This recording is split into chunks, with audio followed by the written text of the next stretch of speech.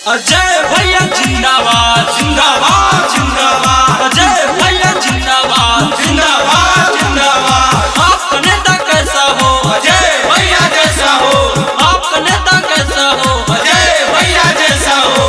भैया अजय के ये बयान हो। भैया अजय के ये बयान हो। जितने जब भैया तबे होई कल्याण हो। जितने जब भैया तबे होई कल्याण। दुख में दिल हो साथ कबो छोड़ी लेना हाथ। दुख में दिल हो साथ कबो छोड़ी लेना हाथ। जनता के हो मंगला भगवान हो। मंगला भगवान हो। छोटे बड़े सभे लोग के करे ले सम्मान हो। भैया अजय के ये बयान हो। भैया अजय हाथ सच्चा दिल इंसान हो।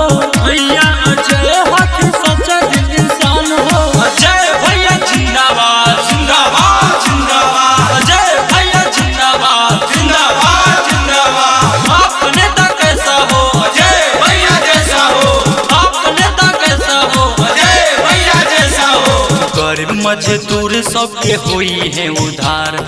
जीती है जब भैया अजय कुमार। जीती है जब भैया अजय कुमार।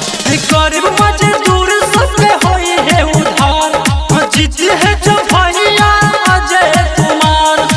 मिल है नहीं का जैसा नेता इंसान हो। नेता इंसान हो। रतनी पंचायत में बाइन ही का ऐलान हो। रतनी पंचायत में बाइन ही का ऐलान हो। जीत है जब भैया तबे होई कल्याण हो।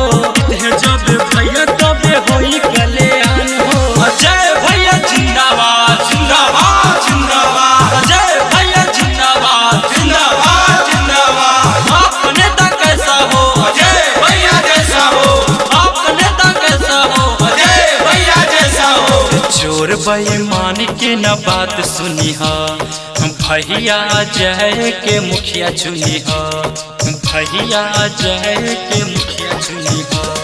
चोर बेईमान के न बात सुनी हा।